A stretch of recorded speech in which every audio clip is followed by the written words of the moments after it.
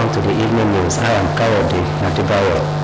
The presidential candidate of the People's Democratic Party, Alhaji Atiku Abubakar, has indicated his readiness to tackle the challenges facing Nigeria and as well unify and stabilize the country if elected into power in 2003 general elections. The PDP flag bearer gave the indication during his presidential campaign rally held at the Freedom Park in Osbc.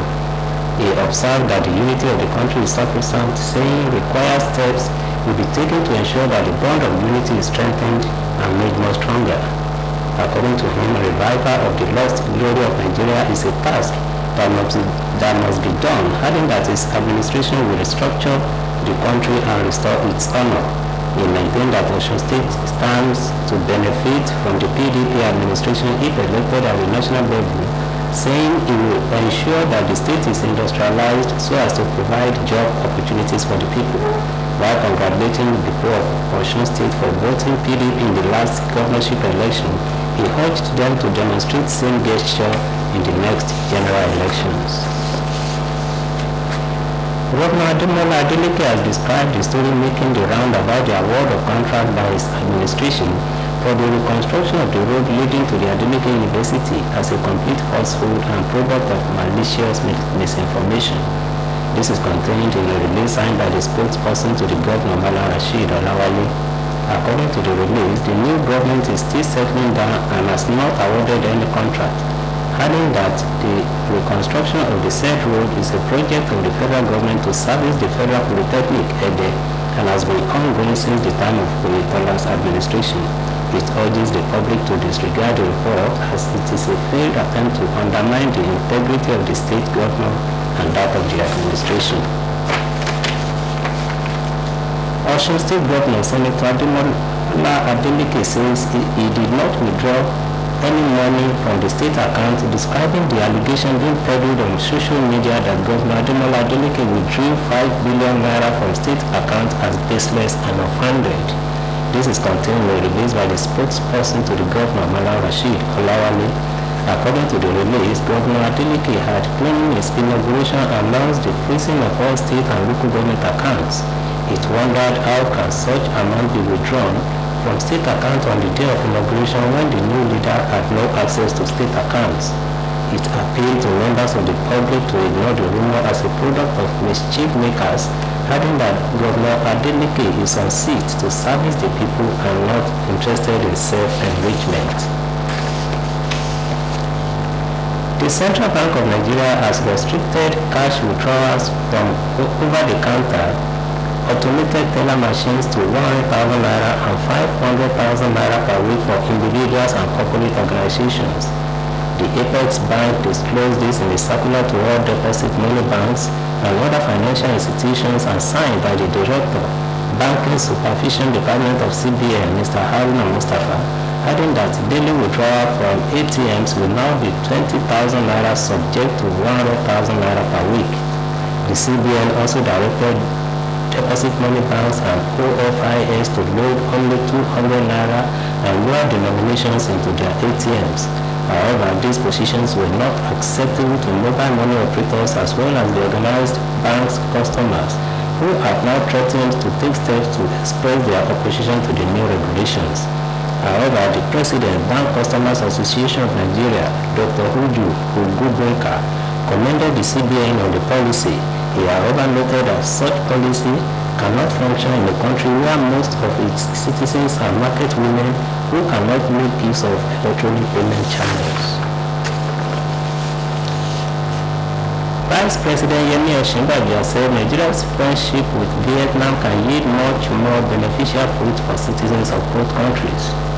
The Vice President spoke during the state banquet held in his honor by his Vietnamese counterpart, Madam Vo Thi Anh Chuan, at the International Convention Center, Hanoi, Vietnam.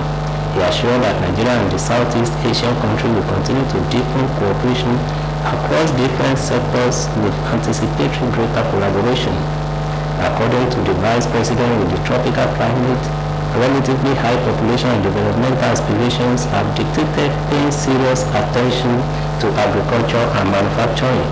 Osinbajo observed that with the youthful population of digital natives, Both Nigeria and Vietnam are also drawn to innovation and technology, revealing yet another vista of potential cooperation to boost global economic development.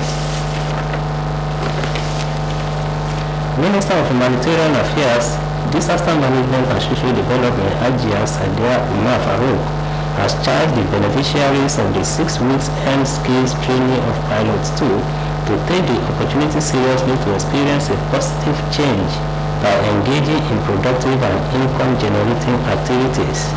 Hajia Sadia gave the charge during the closing ceremony held at the venue of 6 weeks training, National Youth Development Center, Gbọ̀ngàn Òṣogbo Road, Odeomu. The minister, who was represented by the Senior Social Welfare Officer of the Ministry, Mr. Sahal Mohammed, indicated each beneficiary of the program is given starters pack that will enable them start their chosen trade. The skills is part of the non-graduate component of the Empire program, which was introduced in 2020 in reference to President Muhammadu Buhari's approval for the restructuring of National Social Investment Program and to make it more impactful on the economy and reach the citizens. Activities marking the maiden edition of Osbc Radio Programs Department Day kicks off tomorrow with medical check-up of members of staff, core members, IT and senior students in the morning. In a release by the Chairman, Organizing Committee, Tite Lopo Ajiboye, all members of staff, core members, IT and senior students are enjoined to avail themselves of the opportunity of the free medical services. This will be followed by a lecture titled Tomorrow Starts Today, to be delivered by an insurance broker, Mr. Gideon Ayoade. Another highlight of the program is recognition of some ardent listeners and regular callers on Osbc Radio Channel 104.5 FM. The chairman of the day is a legal practitioner, Mr. Ashim Akintunde, while the father of the day is Professor Shia Oyewesho. Guests of honor are Alhaji Kasim Ayomasotira and Mr. Dekunle Gidembe.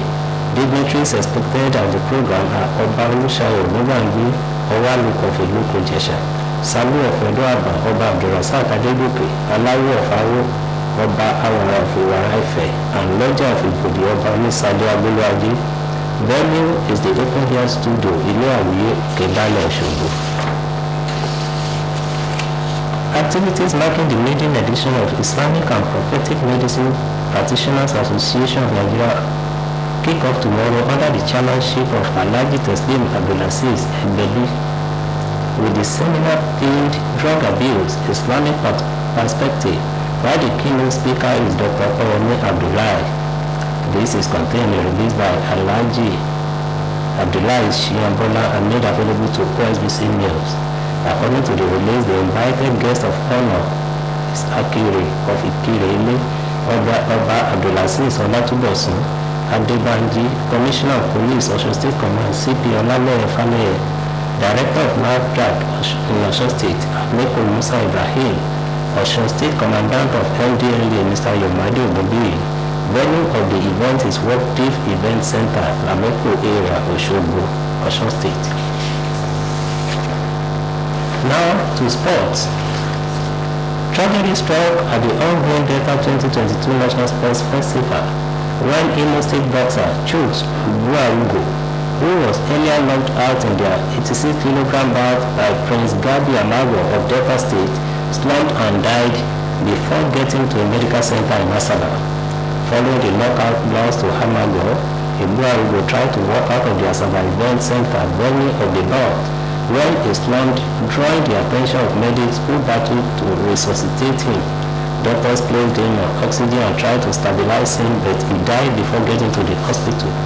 Nigerian Boxing Federation Secretary General Akinyele Durotoye said he was well and okay and did not show any sign of distress, and his coach was with him but stepped out to get some equipment momentarily, unsuspecting the boxer was in danger.